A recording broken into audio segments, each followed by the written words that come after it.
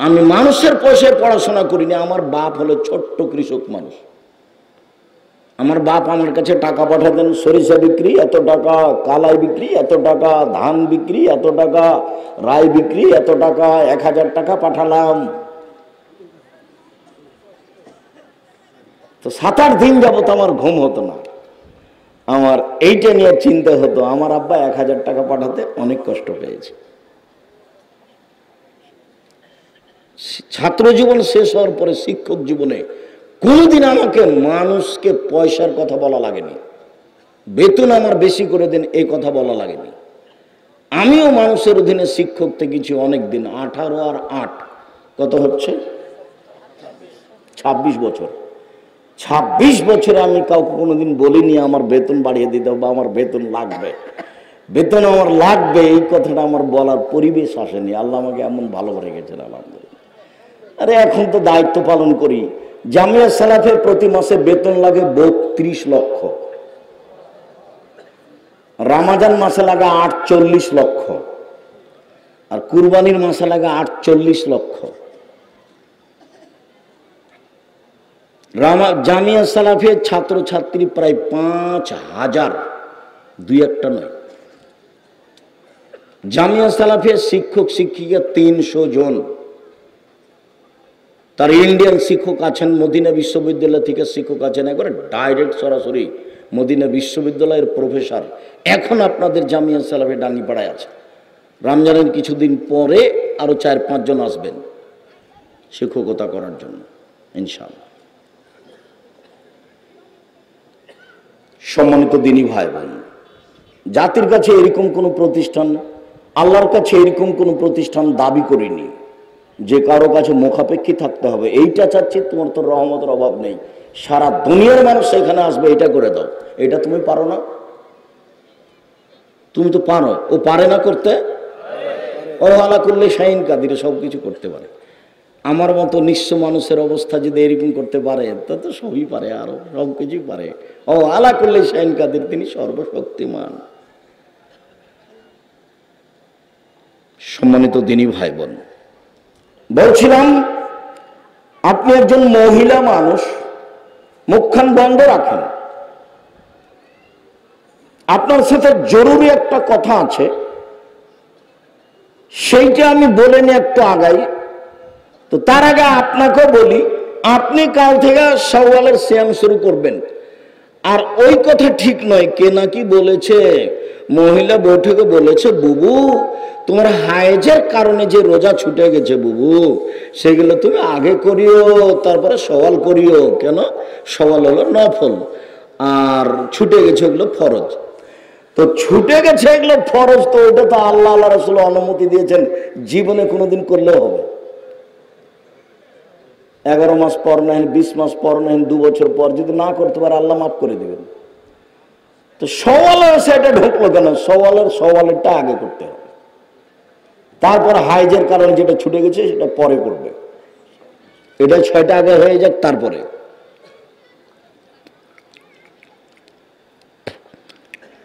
সম্মানিত দিনী ভাই বোন, বলছিলাম মহিলারা সওয়ালের 6টা করবে, ধারাবাহিক করবে, এই কথাই ঠিক।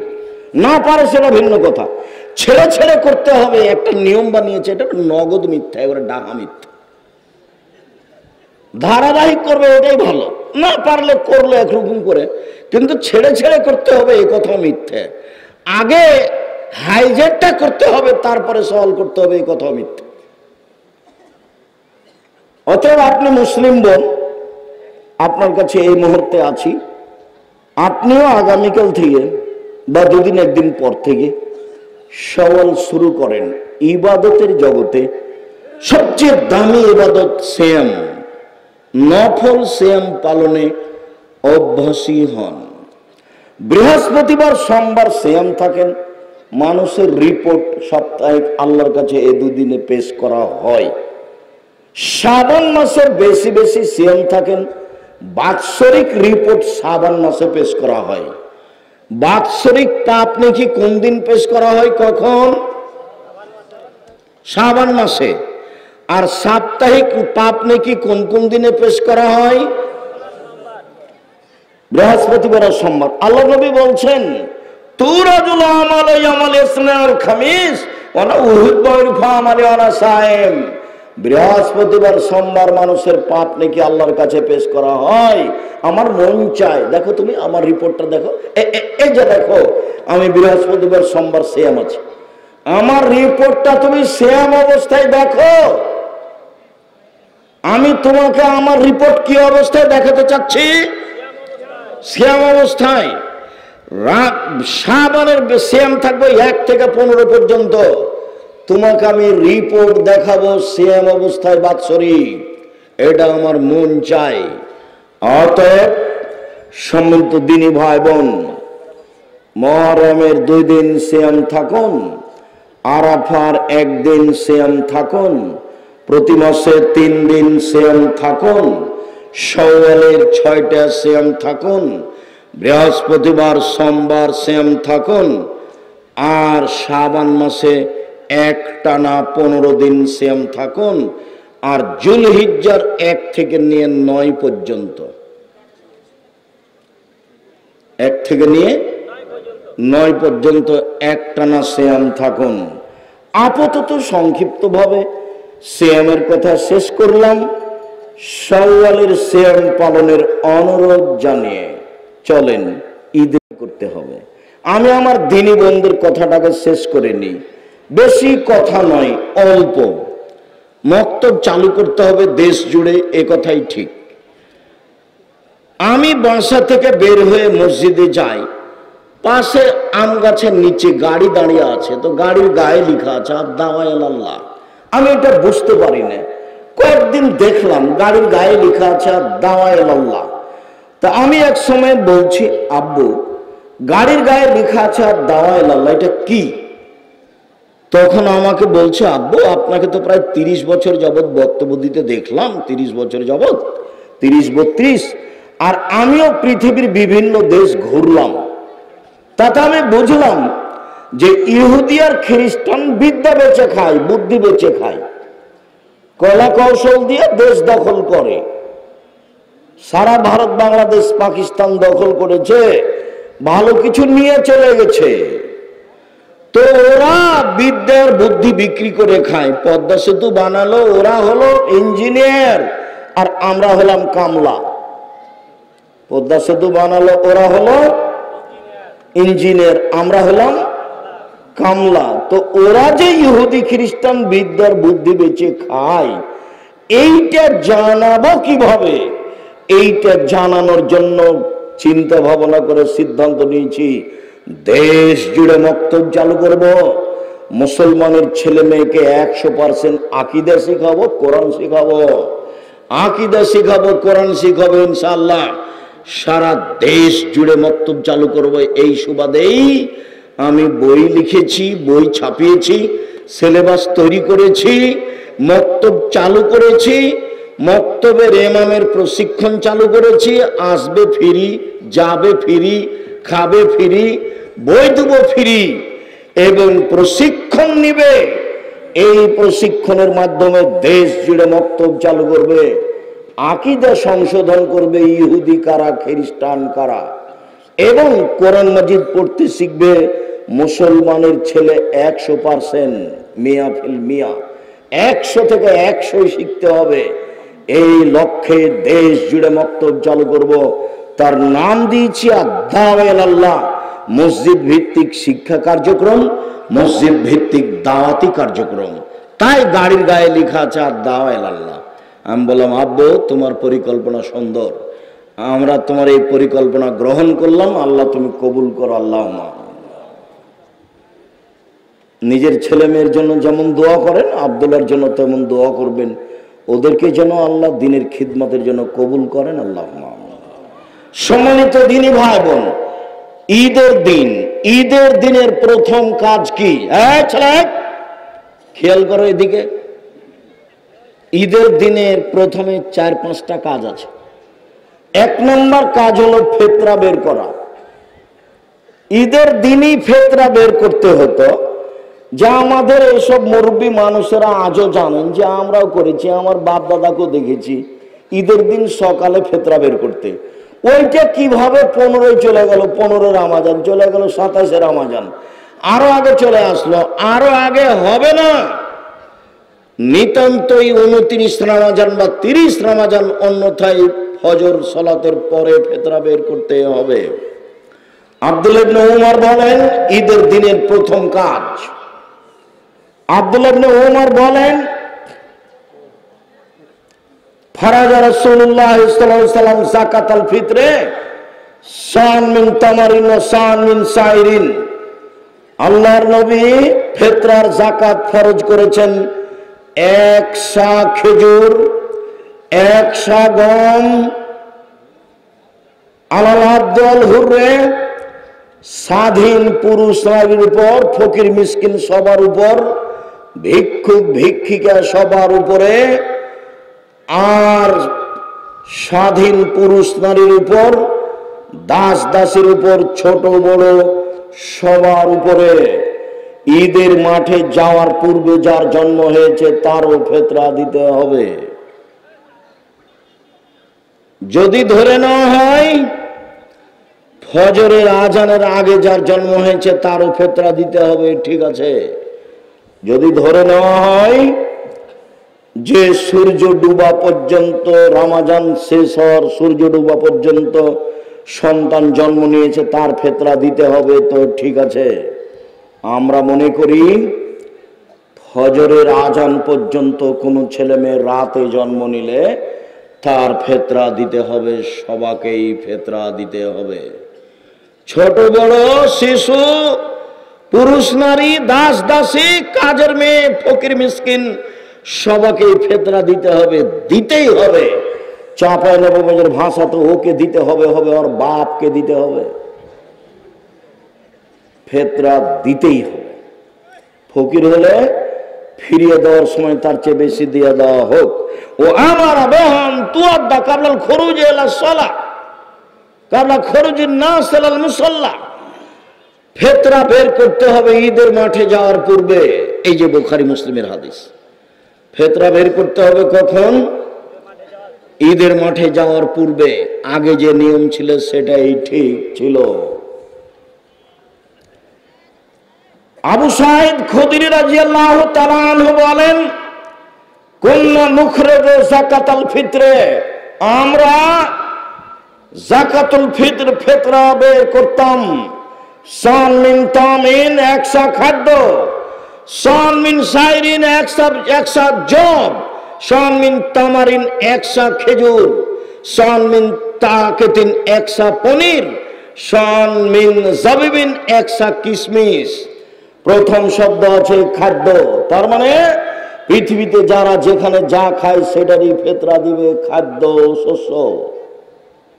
কেউ যদি মনে করে আটা দিব তো দেখ, তবে ধান দেওয়া ভালো নয়, ধান সরাসরি খাদ্য নয়। আগে কিছু আমাদের গ্রামেও ধান ফিতরা দিত, চাউল গম দেওয়ায় তুলনামূলক ভালো। সম্মানিত দিনী ভাই বোন, আবু সাঈদ খুদরি বলেন কাদেবা মুআবিয়া হাজ্জানা মুতামিরান ফাকাল্লামান নাস আলাল মিম্বারে, আমরা 1 সা করে ফিতরা দিয়ে আসছিলাম। হঠাৎ করে মুআবিয়া রাদিয়াল্লাহু তাআলা আনহু সিরিয়া থেকে আসলেন, তিনি মিম্বারে উঠে জনগণের সামনে বক্তব্য দিলেন। ফাকাল্লামা ফিমা কালামান নাস, সেদিন তিনি মানুষের সামনে যা বলেছিলেন, মানুষের সামনে সেদিন বক্তব্যে তিনি বলেছেন ইন্নী আরা, আমি মুআবিয়া মনে করি, আন্না শাইন মিন সামারাই শাম তাদল শান মিন তামারিন, সিরিয়ার অর্ধশা গম মদিনার 1 সা খেজুরের সমান। জাতির উদ্দেশ্যে মুআবিয়া ভাষণ দিলেন। মুআবিয়া রাদিয়াল্লাহু তাআলা আনহু জাতির সামনে বললেন, জনগণ, আমি মনে করি সিরিয়ার অর্ধশা গম মদিনার 1 সা খেজুরের সমান, সিরিয়ার অর্ধশা গম মদিনার 1 সা খেজুরের সমান। এই কথা জনগণ গ্রহণ করলো, জনগণ অর্ধশা ফিতরা দিতে লাগলো। এই অর্ধশা গ্রহণ করলো ইরাকের মানুষ, ইরাকের মানুষ 1 সা সমান ধরলো, 3.5 কেজি। আজও ইরাক থেকে একটা পরিমাপ পাত্র কিনে নিয়ে এসে চাউল মাপলে, গম মাপলে 3.5 কেজি, 3.25 কেজি ধরবে, এরকমই ঠিক। মদিনা থেকে একটা সা কিনে নিয়ে আসলে তাতে 2.5 কেজি ধরবে, বা 2 কেজি 400 গ্রাম ধরবে, বা একটু বেশিও ধরতে পারে, এ কথাই ঠিক। মদিনার সা অনুযায়ী 2.5 কেজি বা 2 কেজি 400 গ্রাম বা তার চেয়ে কিছু বেশি হতে পারে। আর সিরিয়ার সা অনুযায়ী 3.5 কেজি হতে পারে। তারা মূল্য হিসাবে অর্ধেক সা নিল, আর বাকি মানুষেরা তা গ্রহণ করলো না। আবু সাইদ খুদরি বললেন, আম্মা আনা, আমি আবু সাইদ খুদরি বলছি, কুল্লা নুখরিজ ফালা নাজাল কুল্লা ফালাম নাজাল নুখরিজ সান মিন তামারিন আলা আহাদ রাসূলুল্লাহ সাল্লাল্লাহু আলাইহি ওয়াসাল্লাম উখরিজহু মাইস্ত। রাসূলের যুগে 100 শস্য ফেতরা বের করতাম, যতদিন বেঁচে থাকবো 100 ফেতরা বের করব, কম করব না। কারা রাজুলুন কম, জনগণের একজন বলল, আবু সাইদ খুদরি, আওয়া কাম হেনে মুদ্দানে মিন কামহিন, অর্ধশা গম দিলে হবে না? তখন আবু সাইদ খুদরি বললেন, অর্ধশা গম দিলে কেন হবে? তিলকা কিমাত মুআবিয়া, এটা হলো মুআবিয়ার মূল্য হিসাব, এইটা হলো মুআবিয়ার মূল্য হিসাব। লাখ বালহা ওয়ালা আমালহা, মুআবিয়ার মূল্য হিসাব আমি কখনো গ্রহণ করব না, কখনো তা মানব না।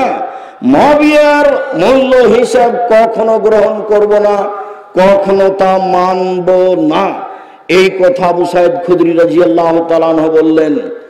আমি বলছি, সম্মানিত দিনী ভাই বোন, 100 ফেতরা বের করতে হবে, এ কথাই ঠিক, মূল্য নয়। সারা দুনিয়ার মানুষ যদি মূল্য বের করে তবু তা ফেতরা হবে না, এ কথাই ঠিক। যখন করোনা ধরেছিল তখন আমি বলেছিলাম, কাবা ঘর কেন, সারা পৃথিবীর মানুষ যদি 3 ফুট পর পর সালাতে দাঁড়াই তবু তা বৈধ হবে না। আর যদি কোনোদিন কিয়ামত পর্যন্ত কাবা ঘরে পায়ে পা মিলিয়ে না দাঁড়ায় তবুও তা বৈধ নয়। সেদিন বক্তব্যে বলেছিলাম, 3 ফুট পর পর দাঁড়ানো বৈধ করতে হলে মুহাম্মদ সাল্লাল্লাহু আলাইহি সাল্লামকে আবার পৃথিবীতে আসতে হবে। যেহেতু মুহাম্মদ সাল্লাল্লাহু আলাইহি সাল্লাম আর কোনোদিন পৃথিবীতে আসবেন না, কাজে 3 ফুট পর পর দাঁড়ানো বৈধ হবে না। মাস্ক পরে করোনা আমি ঠেকাতে চাইনি, আমি বিশ্বাস করি ভাগ্যকে। আল্লাহর নবী বলছেন, মানুষ সৃষ্টির 50,000 বছর পূর্বে কাতাবা হায়াতাহা ও মাউতাহা ও রিজকাহা ও মাসায়াবাহা, তার পৃথিবী সৃষ্টির 50,000 পূর্বে মানুষের জীবন, মানুষের মরণ, মানুষের রুজি, মানুষের রোগ ব্যাধি, করোনা সেদিন লেখা হয়ে গেছে। সেই দিন যদি করোনা লেখা থাকে, আর যদি পাথরের ভিতরে ঢুকে থাকে তবু তাকে করোনা ধরবেই ধরবে। সেই দিন যদি করোনা না লেখা হয়ে থাকে, আজ যদি করোনা যার হয়েছে তার গায়ের উপরে শরীর লাগিয়ে বসে থাকে তবুও করোনা ধরবে না। আমি আব্দুর রাজ্জাক এটাকে বিশ্বাস করি, এভাবেই আছি, এভাবেই থাকবো। অল্প দিন বাঁচতে এসে তাকদীর পরিবর্তন করতে আমি রাজি নই। সম্মানিত দিনী ভাই বোন, বিষয়টি তখন সত্যভাবে বলেছিলাম। যারা হুঙ্কার দিয়ে বলেছিল তারা চুপসি লেগে গেছে, মুখ খোলে না। করোনা আমাকে হতে পারে না। আমি সেদিন বলেছিলাম, যার করোনা হয়েছে তার প্লেটে একসাথে আমি খেতে রাজি। করোনায় কেউ মারা গেলে আমি তাকে গোসল জানাজা দিব। এতে যদি আমাকে করোনা ধরে, আমি বলবো না ওর কারণে ধরেছে, আমি বলবো পৃথিবী সৃষ্টির 50,000 বছর পূর্বে আমার নামে করোনা লেখা হয়েছিল, সেই জন্য আজকে ধরেছে, এর কারণে ধরেনি। বহু ছেলে মেয়ে বাপের কাছে যায় না, স্ত্রী বা স্বামীর কাছে যায় না। আবার কেউ কেউ স্বামীর গায়ের সাথে আছে করোনার বিছানে, তাকে ধরে না। করোনার লোকটা খাওয়া দাওয়ার পরে যেটুকু বেঁচেছে ওইটুকু নিচে ফেলে দিয়েছে, ওইটুকু ফকিরে খাচ্ছে, ওকে করোনা ধরে না। আর আমি যখন করোনা রোগীকে দেখতে গেলাম, তখন ওই লোকের ছেলেমেয়েরা বলছে ওস্তাদ হুজুর আপনি আসেন না, হুজুর আপনি আসেন না, হুজুর আপনি আসেন না, হুজুর আপনি আসেন না, এইভাবে চিল্লাচিল্লি শুরু করে তার ছেলে মেয়ে। বলছে বলো কি তুমি? আমার অন্তরে ধাক্কা খায় না, তোমার বাপের গায়ে হাত দিয়ে আমি ঘন্টা যাবৎ বসে থাকবো, আমার অন্তরে ধাক্কা খেলে আমার ঈমান দুর্বল, এ কথাই ঠিক। আমার অন্তরে ধাক্কা খাবে না, এ কথাই ঠিক। আমি বলবো না তোমার বাপের কারণে আমার করোনা হয়েছে, আমার করোনা আগেই লেখা ছিল, সেই জন্য হয়েছে। সম্মানিত দিনী ভাই বোন, এক সাই চূড়ান্ত।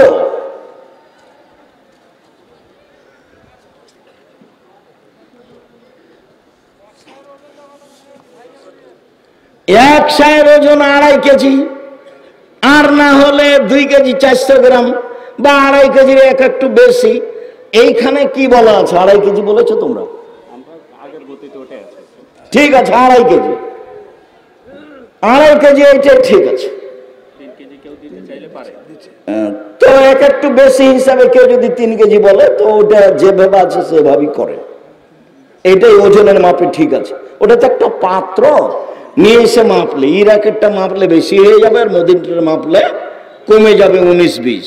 সম্মানিত দিনী ভাই বোন, আবার বলে রাখছি, ঈদের দিনের প্রথম কাজ হলো, ঈদের দিনের দ্বিতীয় কাজ গোসল করতে হবে। আলী রাদিয়াল্লাহু তাআলা আনহুকে জিজ্ঞাসা করা হয়েছিল, তিনি বলেছিলেন সুন্দর উত্তম গোসল করা জুমার দিন, উত্তম গোসল করা আরাফার দিন, উত্তম গোসল করা ঈদুল ফিতরের দিন, উত্তম গোসল করা ঈদুল আজহার দিন। দ্বিতীয় কাজ শেষ হলো। ঈদের দিনের তৃতীয় কাজ, ঈদের দিনের তৃতীয় কাজ, ঈদুল ফিতর হলে খেয়ে বের হতে হবে। বুরায়দা রাদিয়াল্লাহু তাআলা আনহু বলেন, আল্লাহর নবী ঈদুল ফিতরে আগে খেতেন, তারপরে ঈদের মাঠে যেতেন, আর ঈদুল আজহাতে এসে খেতেন। তাহলে ঈদুল ফিতরে খেয়ে যাওয়া সুন্নাত, আর ঈদুল আজহাতে এসে খাওয়া সুন্নাত। এসে গরুর গোশত কলিজা খেতে হবে, এইটা জরুরি নয়। আর সোয়া পহর রোজা থাকতে হবে, এ কথাও নয়। অর্ধেক দিন রোজা থাকতে হবে, এ কথাও নয়। ঈদের দিনের সুন্নাত হচ্ছে, সেটা যদি ঈদুল ফিতর হয় তাহলে খেয়ে যাবে, আর যদি ঈদুল আজহা হয় তাহলে এসে খাবে। বুঝা যায় না কথা? যদি ঈদুল আজহা হয় তাহলে এসে খাবে। ঈদুল ফিতরের চতুর্থ জরুরি কাজ, সূর্য ওঠার পরপরই বের হতে হবে। আব্দুল্লাহ ইবনে বুসর বলেন, তিনি বের হলেন কিছু জনগণকে নিয়ে ঈদের মাঠে। ফানকারা ইবতান নাস, জনগণের ঈদের সালাত দেরি করে আদায় করাকে তিনি নাকচ করলেন। তিনি বললেন, কাদ ফারাগনা সাআতানা হাজিহি, এই সময় আমরা ঈদের সালাত আদায় করে নিয়েছি। তখন ছিল চাষতের সালাতের সময় 7:30টা 8টা। দেরি করাকে তিনি নাকচ করলেন। এই ছেলে, খুব মূল্যায়ন করা কথা শুনতে হবে, খুব দাম দিতে হবে। কে বলল ঢাকা ঈদগাহ মাঠে একবার সালাত হবে 9টার সময়, একবার সালাত হবে 10টার সময়, একবার সালাত হবে 11টার সময়? ধর্ম পাগল হয়ে গেছে। धर्म राजशाही चापे रंगों हवाई लड्डू दोनों हाथ में लड्डू है, जो चाहे उसको खा ले, जो चाहे उसको छोड़ दे। सूर्य उठार पर ईদের সালাত আদায় করতে হবে, এই কথাই ঠিক। ঈদের সালাত এবং ইস্তিসকার সালাতের সময় একই, সূর্য ওঠার পরে। খুব দেরি করলে না হয় 6:30, না হয় 7টা, এর চেয়ে দেরি করা যেতে পারে না সম্মানিত দিনী ভাই বোন। যার কারণে সেসব লোকেরা, আরবের লোকেরা ফজরের সালাতে যখন বের হয় তখন 3-4টা খেজুর পকেটে নেয়। ফজরের সালাত আদায় করার পরে 4-5টা খেজুর মুখে দিয়ে ঈদের মাঠে চলে যায়, বা মসজিদে হলে সেখানে সালাত আদায় করে চলে আসে। সম্মানিত দিনী ভাই বোন, এক ঈদগাহ মাঠে একাধিকবার সালাত হবে না, তার প্রমাণ এইটা। ঈদের মাঠকে বাসর ঘরের পরিণত করে সাজানো যাবে না, সাজানো নিষেধ, হারাম, এ কথাও ঠিক, চলেন যায়। আব্দুল্লাহ ইবনে উমর রাদিয়াল্লাহু তাআলা আনহু বলেন, আল্লাহর নবী ঈদের দিনে বের হতেন মাসিয়ান পায়ে হেঁটে, ওয়ারজো মাসিয়ান ফিরে আসতেন পায়ে হেঁটে। পায়ে হেঁটে যাওয়া ভালো, পায়ে হেঁটে আসা ভালো, সাথে সাথে বাহনে চড়ে যাওয়া যায় আমরা হারাম মনে করি না, তবে পায়ে হেঁটে যাওয়া ভালো, পায়ে হেঁটে আসা ভালো। আনাস রাদিয়াল্লাহু তাআলা আনহু বলেন, কানান নবী সাল্লাল্লাহু আলাইহি ওয়াসাল্লাম কানা ঈদান খালাফাত তরিকা, ঈদের দিন আল্লাহ রাসূল রাস্তা পরিবর্তন করতেন, এক রাস্তায় আসতেন এক রাস্তায় যেতেন। এটাও সুন্নাত, ঈদের দিনের ধারাবাহিক বাড়ি থেকে সুন্নাত চালু হচ্ছে। এক রাস্তা দিয়ে যাওয়া আর এক রাস্তা দিয়ে আসা, পায়ে হেঁটে যাওয়া পায়ে হেঁটে আসা। এরপরে বলা হচ্ছে তুহমাল আনাজাত বাইনা ইয়াদাই নবী সাল্লাল্লাহু আলাইহি ওয়াসাল্লাম ফালাম্মা বালাগাল মুসাল্লা, রাসূলের সম্বন্ধে একটা ওই সূত্রা, যেটা সালাত শুরু করলে তার আগে খাড়ো করা হয়, সূত্রা নিয়ে যাওয়া হতো। ফায়জা বালগাল মুসাল্লা, ঈদের মাঠে চলে গেলে ফা নসবাত বাইনা ইয়াদাইহি, এই সূত্রটা গেড়ে দেওয়া হতো। এইটাকে সামনে রেখে তিনি সালাত আদায় করতেন। ওয়াদালিকা ইসাল্লি ফাদান লাইসা ফি শান ইস্তাতারবিহি, এই জন্য যে ঈদের মাঠ ফাঁকা থাকতো, কোনো কিছু ঈদের মাঠে থাকতো না যেটা সামনে করে সালাত আদায় করা যাবে। শুনুন, ঈদের মাঠে মেহরাব তৈরি করা নাজায়েজ, ঈদের মাঠে মিম্বার তৈরি করা নাজায়েজ, ঈদের মাঠকে সাজানো হারাম, ঈদের মাঠকে বাসর ঘরে পরিণত করা হারাম, বাঁশ খাটা দিয়ে সাজানো জায়েজ নয়, একেবারেই ফাঁকা থাকবে। নিতান্ত দখলের উদ্দেশ্যে চতুর্দিক প্রাচীর দিয়ে ঘেরতে পারে, দখল হিসাবে, এছাড়া প্রাচীর দেওয়া ভালো নয়। আল্লাহর নবী মসজিদে নববীর উপর দিয়ে হেঁটে এসে তিনি মাঠে ঈদের সালাত আদায় করতেন। আপনারা খুব ভালোভাবে জানেন, মসজিদ নববীতে 2 রাকাত সালাত আদায় করলে অন্য মসজিদে 2 রাকাত সালাত আদায় করলে তার চেয়ে 1000 গুণ বেশি নেকি হবে। এরপরেও পৃথিবীর সবচেয়ে দামি মানুষ দামি মসজিদের উপরে পা দিয়ে পাড়া দিয়ে হেঁটে চলে গেলেন ফাঁকা জায়গায়, তার মানে ঈদের সালাত ফাঁকা জায়গায় আদায় করতে হবে। এরপরে বাড়ি থেকে বের হওয়ার সময়